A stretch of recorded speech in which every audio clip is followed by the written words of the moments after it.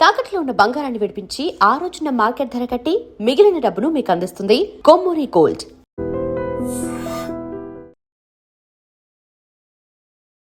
So మీరు first karate black belt holder, karate మాస్టర్గా ఉన్నారు, ఆ తర్వాత టీపీసీసీ చీఫ్ అయ్యారు, ఎమ్మెల్సీ అయ్యారు. నెక్స్ట్ ఏంటి అంటే పీసీసీ అనేది చాలా పెద్ద పదవి. చాలామంది నన్ను అడిగారు మీరు మంత్రిగా అవుతారన్నది. కాంగ్రెస్ ఆర్గనైజేషన్ సిస్టమ్ తెలిసిన వాళ్ళకి ముఖ్యమంత్రి తర్వాత రెండవ స్థానం పీసీసీ. అందుకే నేనే నెంబర్ 2 అన్నారా మీరు? మంత్రిలాగా నాకు ఎస్కాట్లు పైలట్లు ఉండకపోవచ్చు, బట్ పార్టీ పరంగా చూసినప్పుడు ప్రభుత్వం ఉన్న చోట ముఖ్యమంత్రి గారు ప్రథమ స్థానంలో ఉంటే రెండో స్థానంలో పీసీ ప్రెసిడెంట్ గారు ఉంటారు.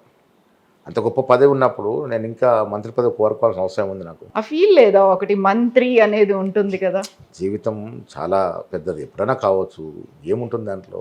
ఇలా పీసీసీ ప్రెసిడెంట్ అవ్వడం అనేది అందరూ కాలేరు. నేను ఇన్నేళ్ళు పార్టీకి అంటిపెట్టుకున్నాను కాబట్టి నాకు రుచికరమైన పదవి పీసీసీ అధ్యక్ష పదవి. మంత్రి కన్నా ఎక్కువ రుచికరమైన పదవి, ఆస్వాదించే పదవి పీసీసీ పదవి. ఇంతమందిని రోజు కలుస్తూ ఉంటాను, అదొక తృప్తి. రోజు అవైలబుల్ ఉంటాను నేను. బట్ బోల్డ్ అని ఛాలెంజెస్ ఉన్నాయి, టఫ్ టాస్క్లు ఉన్నాయి. ముళ్ళ కిరీటంలా అనిపించట్లేదా? రాజకీయ నాయకుడు అంటేనే ఛాలెంజ్లు ఫేస్ చేయాలి. నువ్వు ఛాలెంజ్ని ఫేస్ చేయకుండా ఛాలెంజ్లకు భయపడి పోతే నువ్వు రాజకీయ నాయకుడిగా రాలేవు. అది ప్రజలు ఏం ఆశిస్తారు నీతోని? నాతో నిలబడతారా లేదా? విపత్కరణ పరిస్థితున్నప్పుడు నిలబడ్డాడు నాయకుడు, నిలబడ్డాడే ఆదరిస్తారు జనం కూడా. బట్ ఇన్ని డిఫరెన్స్ ఆఫ్ ఒపీనియన్స్ ఉన్న ఈ పార్టీలో మీరు అందరినీ కలుపుకొని ముందుకెళ్ళడం కలిసి వచ్చిన అంశం ఏంటంటే, ఈ 42 ఏళ్ళు నేను కాంగ్రెస్లోకి వచ్చి 83 ఎండింగ్లో నేను జిల్లా ఎన్ఎస్ఐ ప్రధాన కార్యదర్శి అయ్యాను నిజామాబాద్ జిల్లాకి. తర్వాత జిల్లా ప్రెసిడెంట్, తర్వాత స్టేట్ ప్రెసిడెంట్, తర్వాత ఇండియన్ యూత్ కాంగ్రెస్, ఇట్లా వస్తూ వచ్చాయి. ఇన్నేళ్ళు పదిలో ఉన్నాం కాబట్టి మనకున్న పరిచయాలు ఇప్పుడున్నటువంటి జూనియర్ మంత్రి నుంచి సీనియర్ మంత్రి వరకు నాకు అదే సంబంధాలు ఉన్నాయి. ఎందుకంటే 35 ఏళ్ళు ఎప్పుడో 89లో గవర్నమెంట్ వచ్చినప్పుడు ఈ మంత్రులంతా దామోదర రాజనరసింహ గారు కానీ, సీనియర్ మోస్ట్ మంత్రులలో ఉత్తమ్ కుమార్ రెడ్డి గారు కానీ, అప్పుడు కూడా 89లో కాకుండా తర్వాత మంత్రులు, అప్పుడు మంత్రులంతా ఇప్పుడు మంత్రులుగా ఉన్నారు. ఆ పరిచయాలు 35-40 ఏళ్ళ పరిచయం, దాదాపు 30 ఏళ్ళ పరిచయము ఇవాళ ఈ సమస్యలని ఛేదించడం సునాయాసం అవుతా ఉంది. నాకు ఎవరిని పిలిచినా ఎవరిని మాట్లాడినా కొంత కన్విన్స్ అయ్యేటువంటి అవకాశం ఉంది, ఎందుకంటే ఆ పరిచయం వల్ల అది మనకు యాడెడ్ అడ్వాంటేజ్ అవుతా ఉంది. సో కన్విన్స్ అవుతారు, కొంచెం కాంప్రమైజ్ చేసుకుంటూ ముందుకెళ్ళడం. కుడియడమల్ ఏముంటుంది, ఇప్పుడు సీట్లు డిసైడ్ చేస్తాం. ఇప్పటిదాకా నేను 5-6 పార్లమెంటు నాయకులతో మాట్లాడాను, అడ్జస్ట్మెంట్ చేస్తూ ఉన్నాము. చాలా చోట్ల గ్రూపులు ఉన్నాయి. మీరు అన్నట్టుగా ఈ 10 మంది ఎమ్మెల్యే మాకు అసలు చోట చాలా ఇబ్బందులు ఉన్నాయి. అక్కడ కూడా కొంత కుడియడమ సర్ది పాత వాళ్ళకి అన్యాయం జరగకుండా చేసే ప్రయత్నం చేస్తూ ఉన్నాము. మదర్ యూత్ కాంగ్రెస్, ఎన్ఎస్వై, సేవాదళ్, మహిళా కాంగ్రెస్ డిపార్ట్మెంట్స్ అందరూ కూడా కౌన్సిలర్లు, కార్పొరేట్లు సీట్లు ఇచ్చే ప్రయత్నం చేస్తూ ఉన్నాము.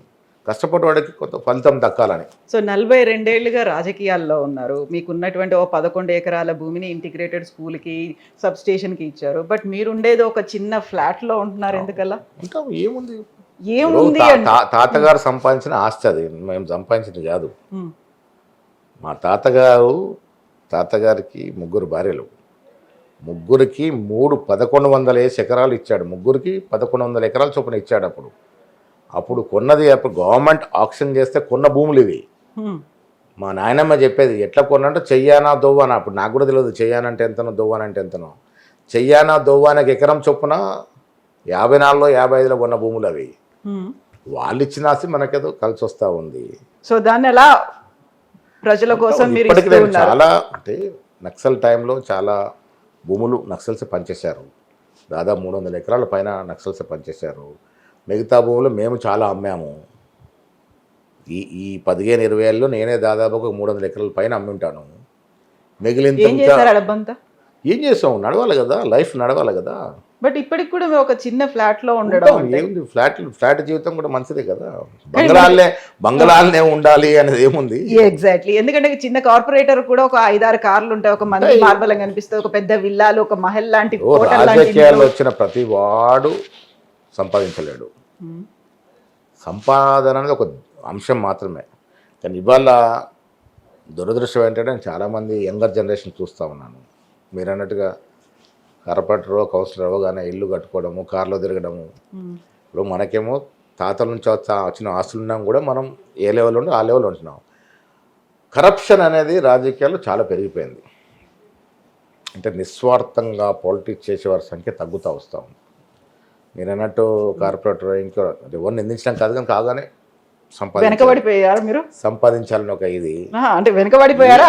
ఏ బాధ లేదు, మనకి బాధ లేదు, ఆలోచన లేదు. భగవంతుడు చాలా గొప్పవాడు. ఎప్పుడు ఎవరికి ఏమి ఇవ్వాలో అది ఇస్తాడు. ఎప్పుడు ఎవరి దగ్గర నుంచి ఏం లాక్కోవాలో కూడా ఈక్వేషన్ ఉంటుంది అని దగ్గర. అది నమ్ముతాను నేను. నేను మళ్ళీ చెప్తాను, పిసిసి ప్రెసిడెంట్ అనేది మహాభాగ్యమైనటువంటి పదవి. నాకు ఇది వస్తుందని ఎప్పుడు కళ్ళ కూడా ఎంచుకోలే. ఇంత పెద్ద గొప్ప పార్టీలో నేను ఈ పదవికి రావడం అనేది మా తల్లిదండ్రులు చేసుకున్నటువంటి పుణ్యము, వారు ఇచ్చినటువంటి ఆశీర్వాదము. దీన్ని ఉన్నంత కాలము ప్రజలకు అందుబాటులో ఉండి వీలైనంత అందరికీ న్యాయం చేయలేం, కానీ వీలైనంత ఎక్కువ మందికి అందుబాటులోనే న్యాయం చేయాలనేది ఒక తపన. ఆ దశగా పోతా ఉన్నాం. రేవంత్ రెడ్డి గారు కూడా వారు పిసిసి అధ్యక్షుడు ఉన్నప్పుడు నాకు అదే రకమైన సహకారం ఇచ్చాడు. నేను పిసిసి అధ్యక్షుడు అయ్యేటప్పుడు కూడా సీనియర్ నాయకులు అందరూ కూడా నా పేరు ప్రతిపాదించారు, ఈయనైతే సునాయాసంగా నడపగలడని. ఆయన ముఖ్యమంత్రిగా, నేను పిసిసి అధ్యక్షుడిగా సజావుగా ఎక్కడ కూడా అరమరికలు లేకుండా ప్రజల ఆకాంక్ష మనం ఫుల్ఫిల్ చేయాలి. ప్రజల ఆశలతో మనం ఎన్నుకోరు కాబట్టి ఆ దశగా ప్రయత్నం చేస్తూ ఉన్నాం.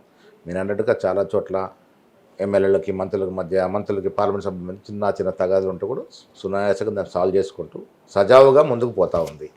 ప్రజల మన మేము మా వాళ్ళందరికీ చెప్తున్నాం, మనమే డిస్టర్బెన్స్లో పడి మనం తగులాడుకుంటే ప్రజలు చూస్తూ సునాయాసంగా ఈజీగా సెటిల్ అయిపోతున్నాయి. అవుతాయి. ఇవాళ రేపు అంతా కొంచెం పెద్ద మనసు చేసుకుంటే అన్ని సెటిల్ అవుతాయి. ఒక్క స్టెప్ పెద్ద మనసు ఉండాలి, అందరికీ ఉండాలి. నేను అదే చెప్తా ఉంటాను, ఒక మెట్టు తిరిగే అలవాటు ప్రతి రాజకీయ నాయకుడు చేసుకోవాలి. అవసరం అనుకున్నప్పుడు 2 మెట్లు దిగాలి మనం. ఇది ప్రజల అవసరం కదా, ప్రజల కోసం కదా మనం చేస్తుంది.